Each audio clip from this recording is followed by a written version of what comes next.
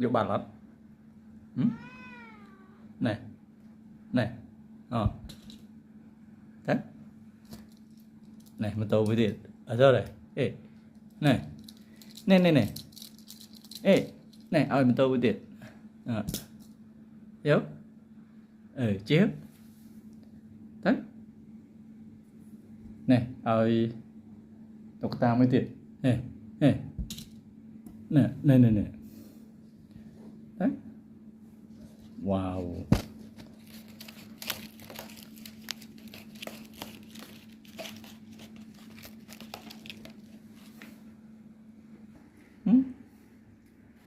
rồi thế quá khổ thì cái này cái nào giờ cái thứ bông